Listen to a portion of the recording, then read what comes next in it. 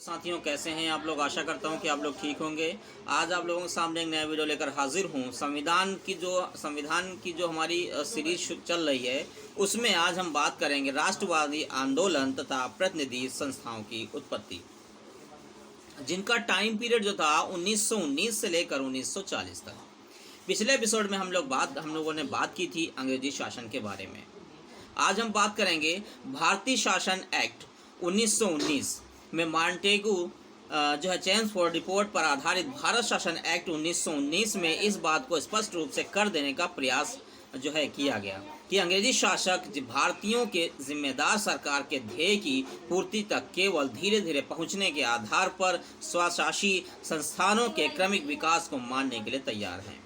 संवैधानिक प्रगति के प्रत्येक चरण के समय ढंग तथा गति का निर्धारण केवल ब्रिटिश संसद करेगी या भारत की जनता के लिए किसी निर्णय पर आधारित नहीं होगा।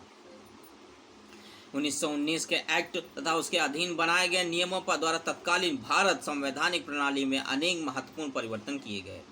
केंद्रीय विधान परिषद का स्थान राज्य परिषद उच्च सदन तथा विधान परिषद निम्न सदन वाले द्विसदनी विधानमंडल ने लिया। हालांकि सदस्यों को नामजद करने की कुछ शक्ति बनाए रखी गई, फिर भी प्रत्येक सदन में निर्वाचित सदस्यों का बहुमत होना अब जरूरी हो गया था।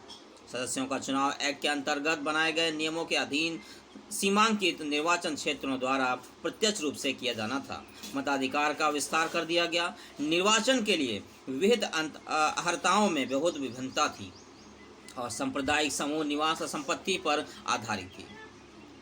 द्वैध शासन 1919 के एक्ट द्वारा 8 प्रमुख प्रांतों में, जिन्हें गवर्नर के प्रांत कहा जाता था, द्वैध शासन की एक नई पद्धति शुरू की गई। प्रांतों में आंशिक रूप से जिम्मेदार सरकार की स्थापना से पहले प्रारंभ की व्यवस्था के रूप में प्रांतीय सरकारों के कार्य क्षेत्र का सीमांकन करना जरूरी था। तदनुसार एक्ट में उपबंध किया गया था कि प्रशासनिक विषयों पर केंद्रीय तथा प्रांतीय के रूप में वर्गीकरण करने, प्रांतीय विषयों के संबंध में प्राधिकार स्थानीय शासकों को सौंपने और राजस्व तथा अन्य धनराशियां उन सरकारों को आवंटित करने के लिए नियम बनाए जाएं। विषयों का केंद्रीय तथा प्रांतीय के रूप में हस्तांतरण नियमों द्वारा विस्तृत वर्गीकरण किया गया। 1919 के एक्ट की खामियां यानी जो थी वो हम जान लेंगे। 1919 के एक्ट में बहुत सारी खामियां थीं। इनमें जिम्मेदार सरकार की मांग को पूरा नहीं किया गया। इसके अलावा प्रांतीय विधानमंडल गवर्नर जनरल की स्वीकृति के बगैर अनेक विषय क्षेत्रों में विधेयकों पर बहस नहीं कर सकते थे। सिद्धांत के रूप में केंद्रीय विधानमंडल संपूर्ण क्षेत्र के लिए कानून बनाने के वास्ते सर्वोच्च सक्षम बना रहा। केंद्र तथा प्रांतों के बीच शक्तियों के बंटवारे के बावजूद पहले के अत्यधिक केंद्रीकृत शासन को संघीय शासन में बदलने का सरकार का कोई इरादा मालूम नहीं पड़ा। ब्रिटिश भारत का संविधान एकात्मक राज्य का संविधान ही बना रहा। प्रांतों में द्वैध शासन पूरी तरह से विफल रहा। गवर्नर का पूर्ण वर्चस्व कायम रहा। वित्तीय शक्ति के अभाव में मंत्री अपनी नीति को प्रभावी रूप से कार्यान्वित नहीं कर सकते थे। इसके अलावा मंत्री विधानमंडल के प्रति सामूहिक रूप से जिम्मेदार नहीं थे। वे केवल गवर्नर के व्यक्तिगत रूप से नियुक्त सलाहकार थे। कांग्रेस तथा भारतीय जनमत असंतुष्ट रहा और उन्होंने दबाव डाला कि प्रशासन को अपेक्षाकृत अधिक प्रातिनिधिक और उत्तरदायी बनाने के लिए सुधार किया जाए। प्रथम विश्व युद्ध समाप्त हो चुका था और आम लोगों के मन में अनेक आशाएं थीं, किंतु उनके हाथ लगे दमनकारी विशेष विधायी प्रस्ताव, जिन्हें रॉलट बिल कहा गया, भारतीय जनमत का व्यापक और जबरदस्त विरोध होने पर भी उन्हें पास कर दिया गया। इसके परिणाम स्वरूप गांधी जी के नेतृत्व में स्वराज के लिए सत्याग्रह, असहयोग आंदोलन और खिलाफत आंदोलन शुरू किए गए। साइमन कमीशन 1919 के एक्ट के अधीन एक्ट के कार्यकरण की जांच करने तथा उनके संबंध में रिपोर्ट देने और सुधार के लिए आगे सिफारिशें करने के लिए 10 वर्ष 1929 में एक आयोग नियुक्त करने का उपबंध था। व्याप्त असंतोष को देखते हुए भारतीय संवैधानिक आयोग साइमन कमीशन 1927 में अर्थात निर्धारित समय से 2 वर्ष पहले ही नियुक्त कर दिया गया। लेकिन क्योंकि इसमें सारे सदस्य अंग्रेज थे, इसलिए इसमें भारतीय जनता की भावनाओं को और ठेस पहुंची। पूर्ण स्वराज का प्रस्ताव। कांग्रेस धीरे धीरे स्वराज को अपने लक्ष्य और बढ़ चुकी थी, किंतु कलकत्ता अधिवेशन में निर्णय लिया अंग्रेजों को 1 वर्ष के अंदर डिमेनियस दर्जे की मांग को स्वीकार करने के लिए एक आखिरी मौका दिया जाएगा। डिमेनियन दर्जे की मांग ठुकरा दिए जाने के बाद कांग्रेस के 1929 के लाहौर अधिवेशन में पूर्ण स्वराज के संबंध में यह प्रस्ताव पास किया गया कि नमक कर संबंधी कानून को तोड़ने के आह्वान तथा समुद्र तक पहुंचने के लिए गांधी जी की दांडी यात्रा के साथ ही सविनय आंदोलन भी प्रारंभ हो गया। गोलमेज सम्मेलन का श्वेत पत्र। अंततः सरकार ने संवैधानिक सुधारों पर विचार करने के लिए नवंबर 1930 में लंदन में एक गोलमेज सम्मेलन बुलाने का निर्णय लिया। इसके बाद ऐसे ही 2 सम्मेलन और हुए। 3 गोलमेज सम्मेलनों के बाद ब्रिटिश सरकार ने 1933 में एक श्वेत पत्र प्रकाशित किया। उसमें एक नए संविधान की रूपरेखा दी गई। यह इस योजना में संघीय ढांचे तथा प्रांतीय स्वायत्तता के लिए उपबंध सम्मिलित थे। इसमें केंद्र ने द्वैत शासन तथा प्रांतों में जिम्मेदार सरकारों का प्रस्ताव किया गया। ब्रिटिश संसद के श्वेत पत्र में सम्मिलित सरकार की योजना पर आगे विचार करने के लिए दोनों सदनों की एक संयुक्त समिति गठन की गई। लॉर्ड लिथागो संयुक्त समिति के अध्यक्ष थे और कंजर्वेटिव सदस्यों का बहुमत था। ब्रिटिश भारत तथा देशी रियासतों के प्रतिनिधियों को इस समिति के सामने गवाह के रूप में तथा साक्ष्य देने के लिए आमंत्रित किया गया। संयुक्त समिति ने नवंबर 1934 में अपनी रिपोर्ट दी। इसमें इस बात को दोहराया गया कि फेडरेशन की स्थापना तभी की जाएगी यदि कम से कम 50% देशी रियासतें इसमें शामिल होने के लिए तैयार हो जाएं। इस रिपोर्ट के आधार पर एक विधेयक तैयार किया गया। वह 19 दिसंबर 1934 को ब्रिटिश संसद में पेश किया गया। जब दोनों सदनों ने उन्हें पास कर दिया तो 4 अगस्त 1935 को सम्राट ने अपनी अनुमति दे दी तो वह भारत शासन एक्ट 1935 बन गया। भारत शासन एक्ट 1935 भारत शासन एक्ट 1935 की सर्वाधिक उल्लेखनीय विशेषता यह थी कि इसमें ब्रिटिश प्रांतों संघ में शामिल होने के लिए तैयार भारतीय रियासतों के एक अखिल भारतीय फेडरेशन की परिकल्पना की गई थी।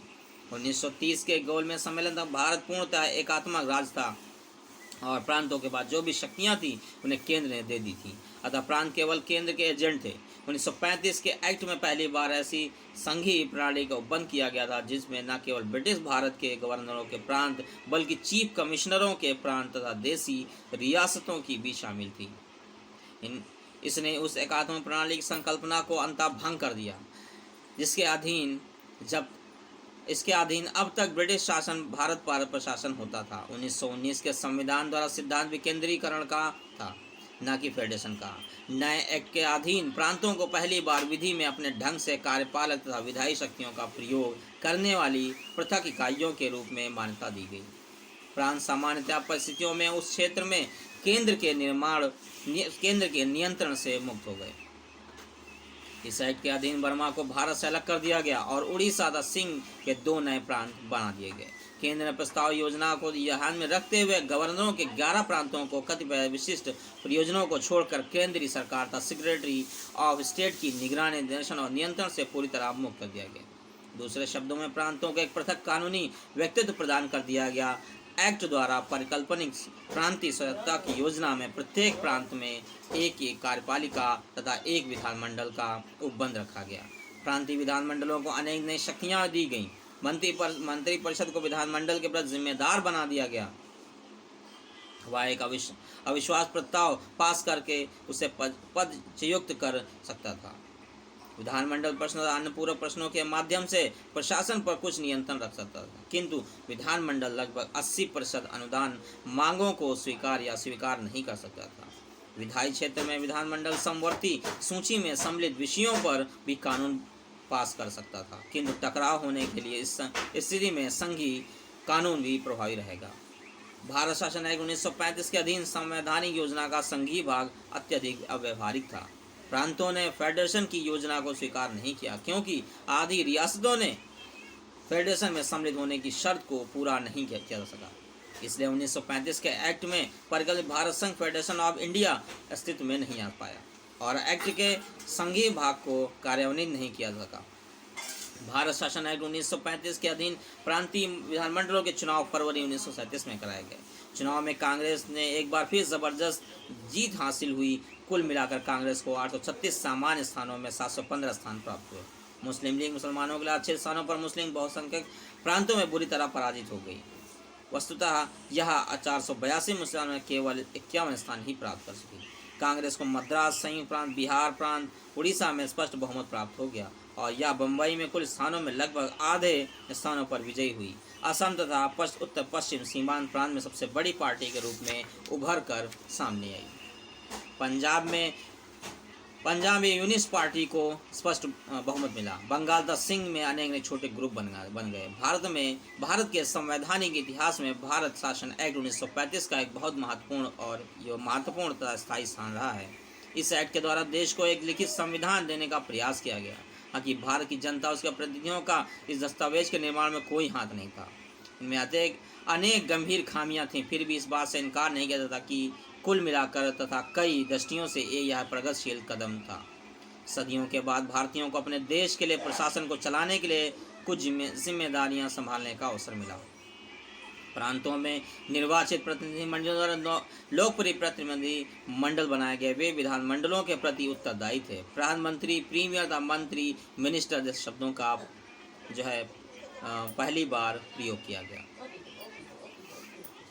और प्रधानमंत्री की प्राथमिकता की मान्यता दी गई। ऐसे अवसर पर भी आए जहां गवर्नरों और मंत्रियों के बीच मतभेद उत्पन्न हुए, किंतु कांग्रेस शासित प्रांतों में गवर्नर मोटे तौर पर मंत्रियों की शक्तियों तथा उनके उत्तरदायित्व का सम्मान करते थे और दिन प्रतिदिन वे के शासन के हस्तक्षेप नहीं करते थे। मंत्रीगण भी अपने कर्तव्यों को बड़ी योग्यता, निष्पक्षता और निष्ठा की भावना के साथ निभाते थे। उनके लिए यहाँ उन्हें प्रशंसा तथा सम्मान मिला और यहाँ तक कि अंग्रेज प्रशासक भी भारतीय मंत्रियों द्वारा प्रदर्शित प्रशासनिक योग्यता और विलक्षणता से आश्चर्यचकित तथा प्रभावित हुए बिना न रह सके। अभी हम लोगों ने जो एपिसोड हम लोगों ने देखा, ये एपिसोड था राष्ट्रवादी आंदोलन तथा प्रतिनिधि संस्थाओं की उत्पत्ति। अब हम कल जो नया एपिसोड होगा, उस एपिसोड में हम लोग जो बात करेंगे वो स्वाधीनता की ओर। अगर ये आपको हमारा वीडियो अच्छा लगे तो इस वीडियो को ज़्यादा शेयर करें, लाइक करें और हमारे चैनल पर नए हो तो हमारे चैनल को सब्सक्राइब करें।